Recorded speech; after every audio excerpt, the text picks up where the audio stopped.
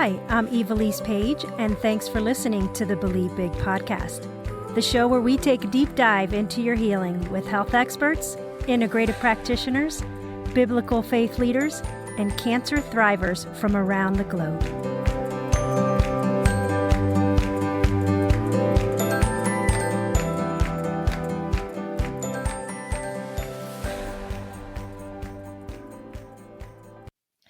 Welcome to today's episode on the Believe Big podcast. My name is Evilise Page, and it's an honor to spend this time with you.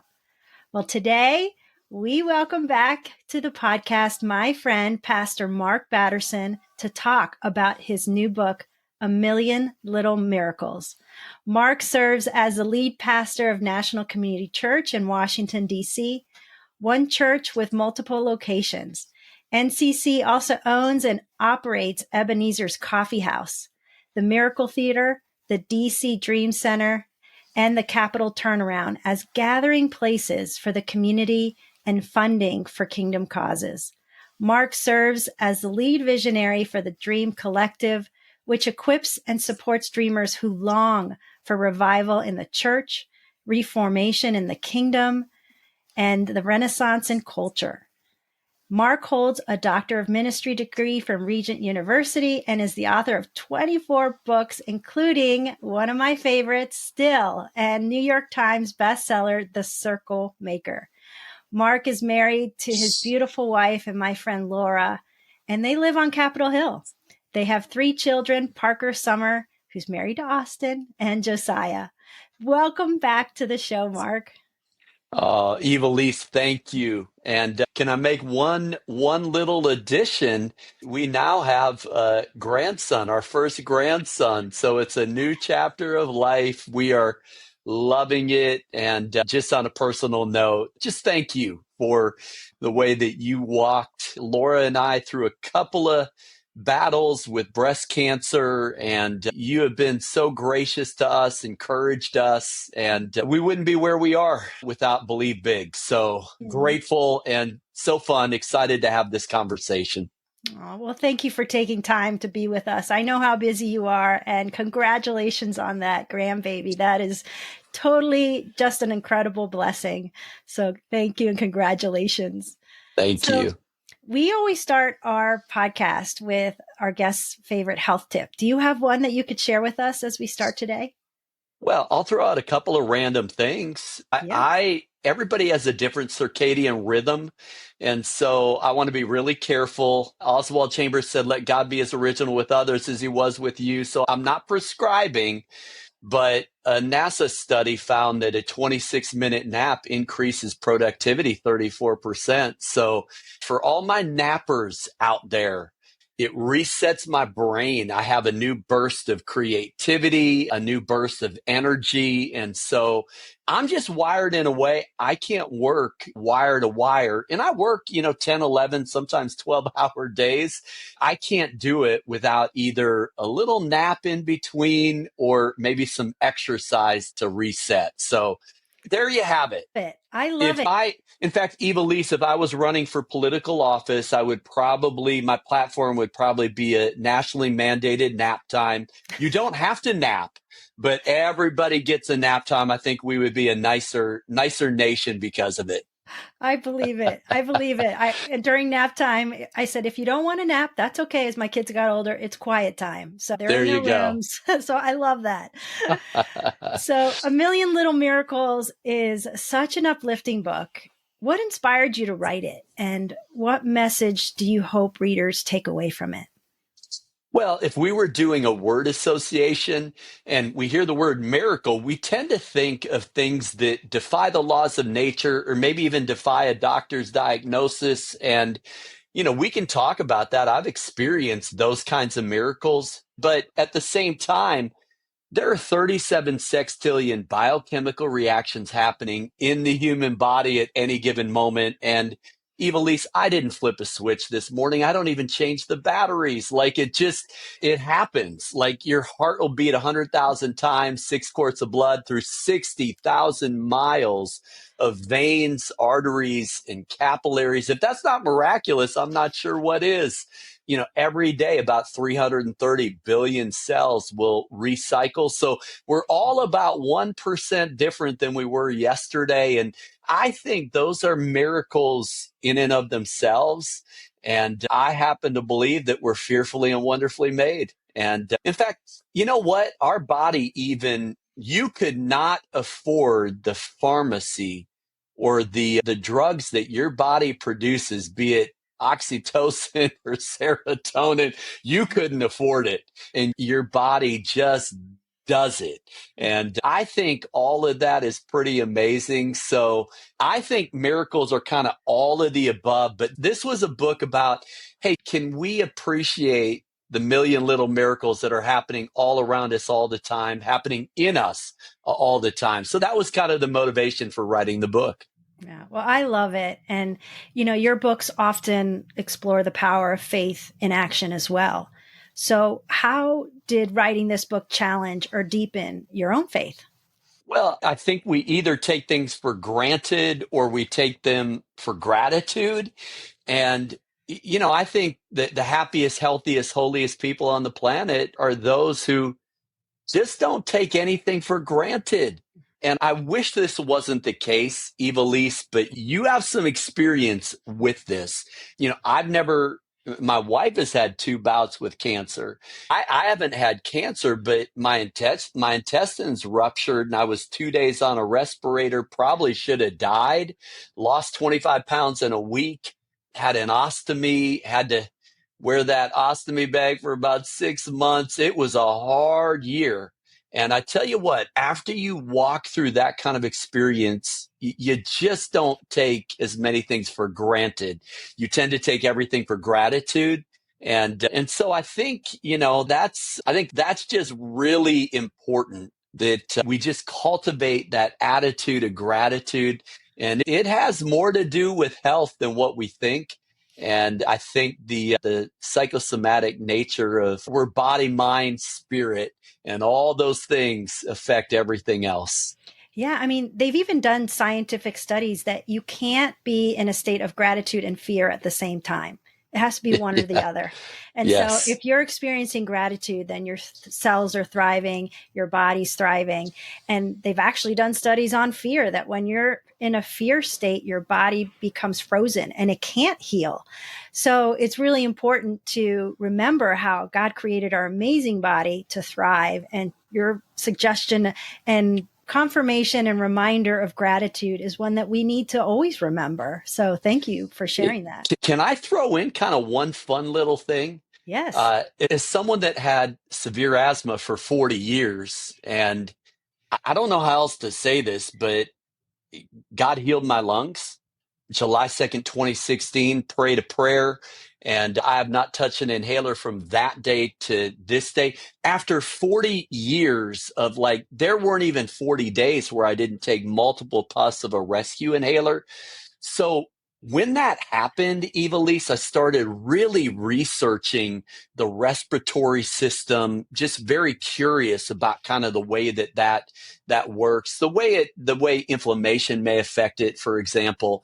And this is fascinating to me. So, we have a sympathetic nervous system, fight or flight. We have the parasympathetic, the rest and digest. That everybody kind of knows that. What I think is fascinating is that most of the nerve endings that control the parasympathetic nervous system are attached to the lower half of the lungs. And so if you stop and think about it, if you're in a state of fight or flight, you have surface breaths. You don't breathe deep. You breathe very shallow.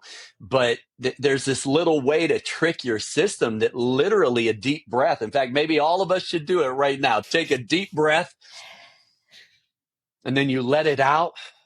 And you can almost feel the physiological effect that there's something about even the way that God has designed us, that deep breath can then kind of put you back into that parasympathetic state. And part of why I love Believe Big and love you is that those are the kind of things that you help us do. That, there are ways that there's some things we cannot control, but there are a lot of things that we can control.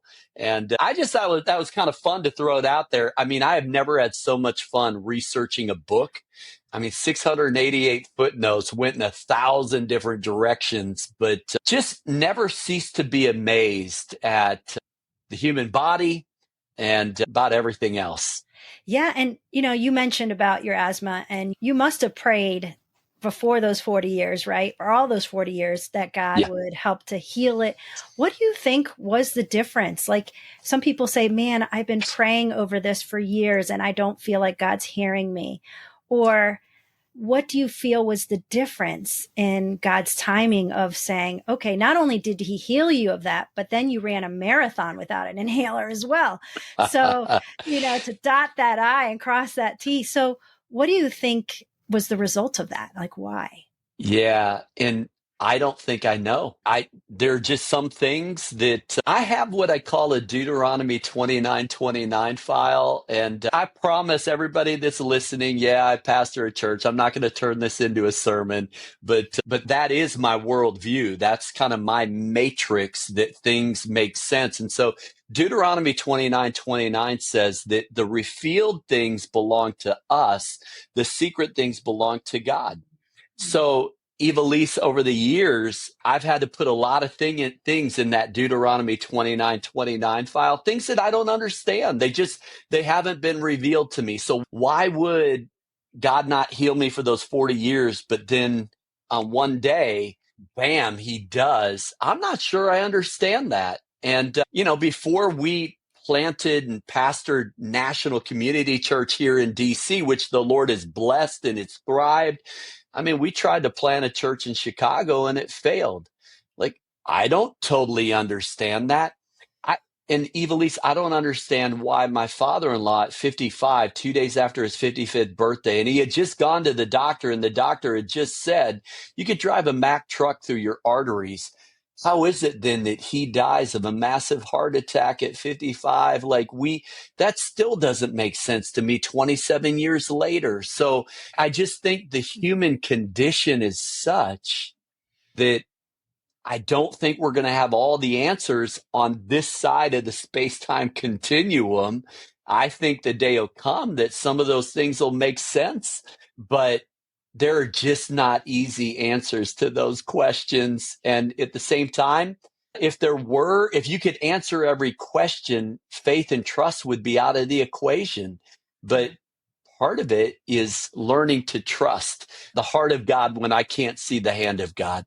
Yeah, I think that is such a amazing message. Thanks for sharing that, because I feel that even in the cancer world, right? I think one of the messages that Jimmy asked me is, we need to make sure that we tell the Lord that we trust him no matter how this turns out. Like, we have our agenda, we have our hopes on how things turn out.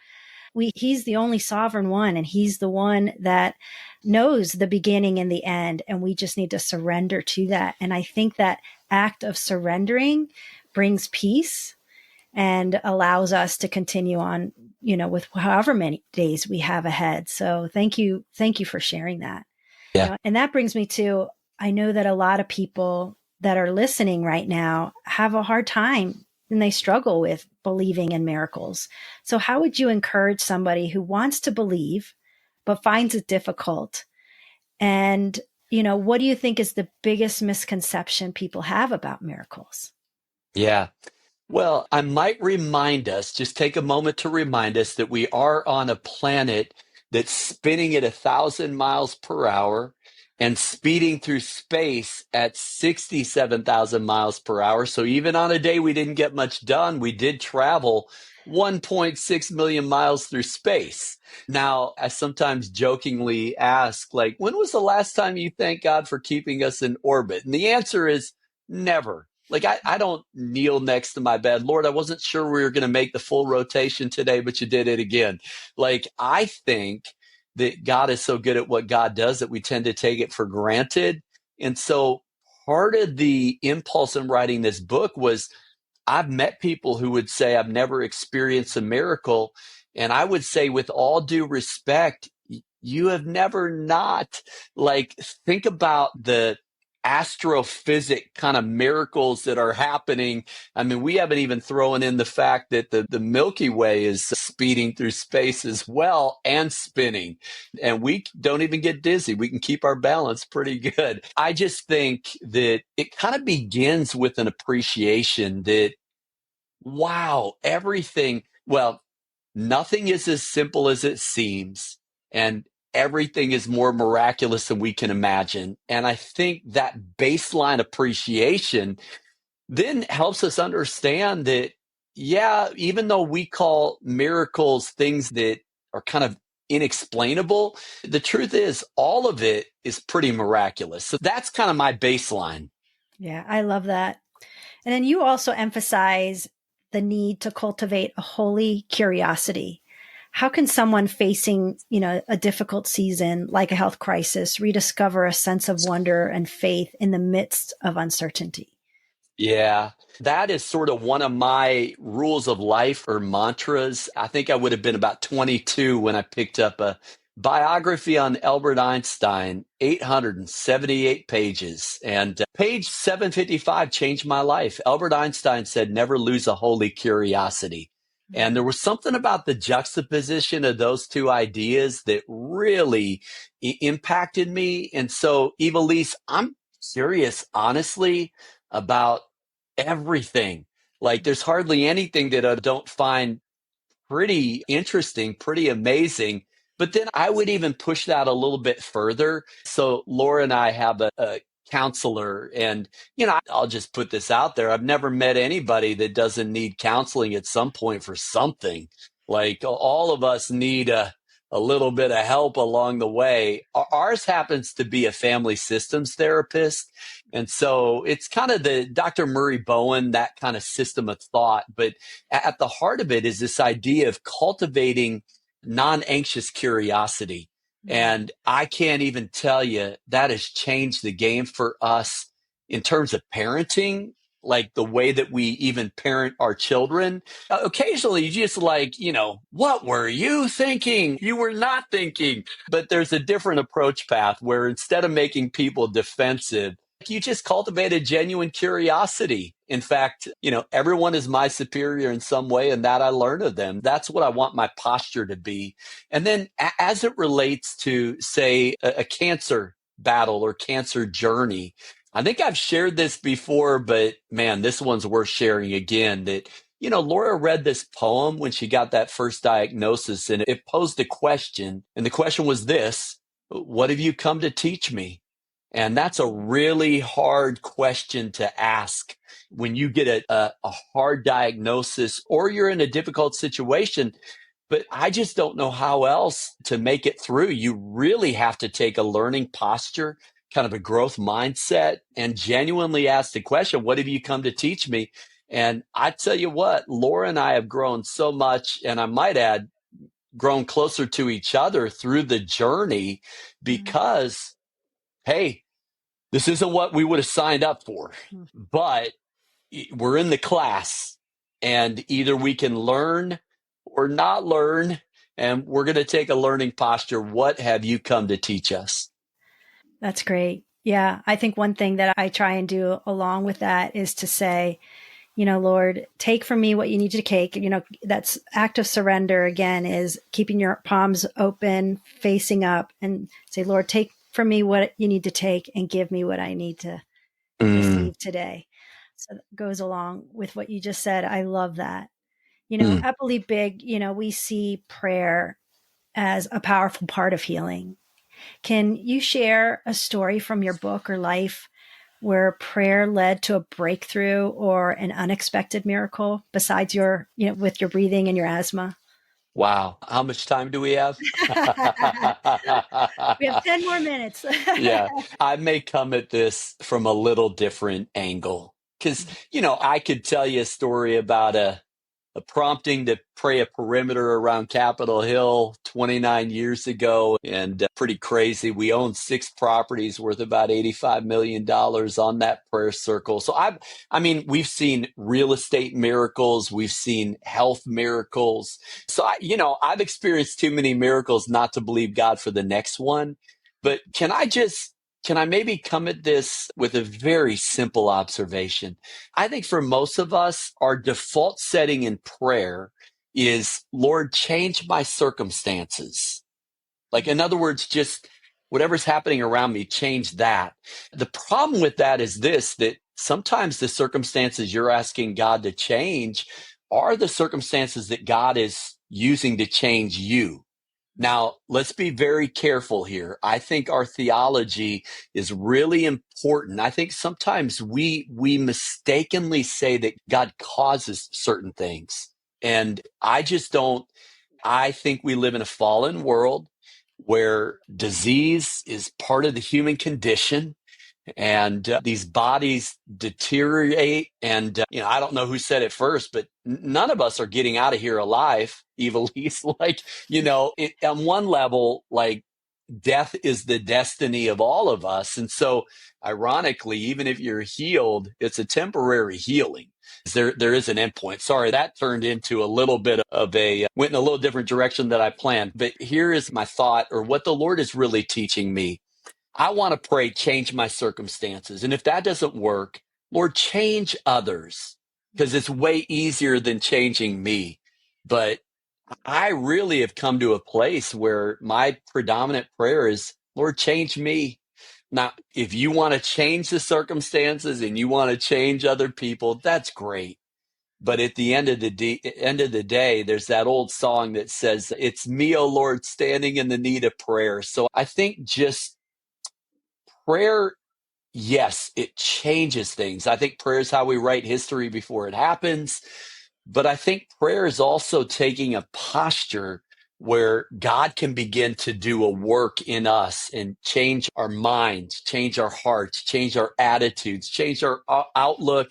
And all of those things have a tremendous impact on our lives. So instead of praying, change my circumstances, change others, I think our first prayer should probably be, Lord, change me. Yes. Yeah, that's great advice. I think, what do I need to change within me to become all that he's asked us to be? That works in marriage too, right? We can see the fault in our spouses, right? But it sure does. Lord, change me. Many times it's us and not them. So I yeah. love that. Yeah. How can we as believers, become more aware of being a miracle in someone else's life? Yeah. And I love that. What popped into my head was this. Remember that little boy with his brown bag lunch? He had 5 loaves, 2 fish. And, in our hands, 5 plus 2 equals 7. But if you take what you have in your hands, put it into God's hands, 5 plus 2 equals 5,000, remainder 12. What I love about that story is how that little boy, just a small act of love or faith or obedience, whatever you want to call it, like, it becomes a miracle for 5,000 people. So I think we never know how our sacrifice can be a miracle for someone else. So I want to make sure that I'm posturing myself in a way that, and Evilise, I think part of it starts with, let's just call it as it is. We're in a cultural moment where we're shaming and blaming, baiting, trolling, canceling, just a lot of negativity where we tend to see a common enemy instead of common humanity. And so I think it starts with the theology of dignity, that the image of God in me greets the image of God in you. Part of what I write about in the book is I'm a little bit weary being made to feel foolish for believing in intelligent design when it should be the exact opposite. Common sense and common science point towards. We recognize intelligent design when we see it, whether it's a well-plated meal in a nice restaurant or a building that clearly had an architect and an engineer. This narrative that we are a cosmic accident, the result of random chance, is a false narrative. And it does tremendous damage to the human psyche. What makes us think we can believe that and it not affect the souls of people who buy into that? So here's what I believe. I believe you are the image of God, the apple of God's eye, you're God's workmanship. You're fearfully and wonderfully made. You were knit together in your mother's womb by God. He ordained all the days of your life. You were made a little lower than the angels and crowned with glory. And that's the narrative of Scripture. And I think it's a critical starting point if we're going to regain just the humanity of treating each other with love and respect. And so that's kind of where my mind goes when you ask that question. 100%, and I think it gives us a standing point of who we are in Christ, who we were created to be, and not that we're just some accident that happened by chance. So I love that you shared that. And to add it another step or another layer to that, for those walking alongside a loved one with cancer, what are some ways that they can be a part of the miracle in that person's life? Yeah. Well, I think part of it is there are going to be moments where even a guy named Moses, his arms got tired, needed Aaron and Hur to kind of come alongside and lift up those arms. So I want to use a gym metaphor. I'll throw this in there for your husband, Jimmy. That Great. when you're at the gym bench pressing, sometimes if you're going to push your limits, you need a spotter. You need someone that's going to help you complete that rep. And so I just felt like for many years, as Laura walked through the different stages of kind of her recovery from cancer, like I just needed to be emotional support, spiritual support. What do you need and what do we need to do? I think I may have shared this with you before, but like we started hitting comedy clubs, watching those kind of stand-up specials on Netflix a little bit more because we felt like we need to be very intentional about keeping the sense of humor, which helps you keep a sense of perspective, even when you're in the middle of the dogfight, so to speak. Yeah, I love that. You're kind of like that lightning rod that, neutralizes what's coming at you. And I think for a cancer patient, that is a lot, especially when they enter into the conventional appointments. And I think that's one thing that I could say that Jimmy did as well. He was that lightning rod that kept me focused on God's capabilities, right? And not the challenge that was in front of me and his possibilities of how I can be well and would be well. So thank you. Thank you for sharing that. And, as we coming to a close on our time, if someone finishes your book and wants to take that next step in growing in their faith, what would you recommend them to do? Wow, that's a big question. And, I think that like anything else, a faith journey is a journey. It kind of begins with a first step, but then there's no finish line, like you never arrive. So I think it's continuing to have this posture of growth, a posture of faith. And then along the way, I think you have to enjoy the journey. And some of us, we fall into the win then trap. Like when I get my driver's license or when I go to college, when I graduate from college, when I get a job, when I get a promotion, when I get married, when we have kids, when our kids are out of the house, when I'm retired, then life will be good. No, you got to enjoy the journey right here, right now.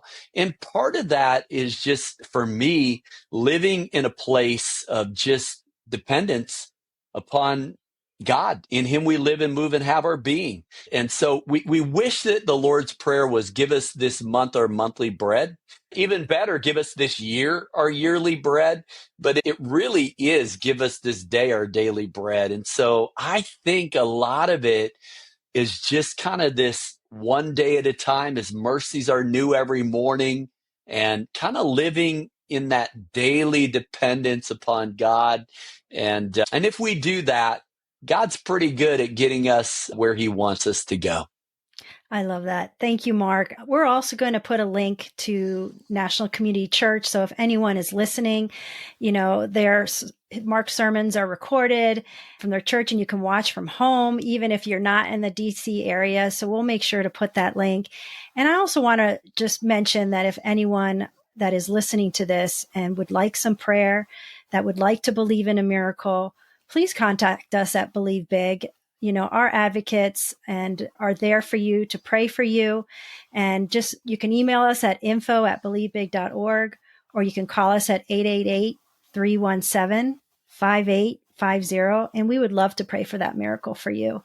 So thank you, Mark, so much for joining us. Thank you for writing this book and all the books that you write to encourage us. And you're such a blessing to us and to so many. So thank you. Well, Evilise, thank you. And it really is a joy for Laura and I to be a part of the Believe Big family. And I hope that those who are listening today just feel seen, heard, and loved. That I want to tell you today, there's a God who collects our tears in his bottle. Your name is tattooed on the palm of his hand, and he genuinely cares for you, loves you. I hope you sense that and know that as we have this conversation. A joy to be with you, and look forward to the next one. Yes, thank you so much. Thank you. This podcast episode is made possible thanks to the generous support of the Gary L. Zipper Charitable Giving Fund.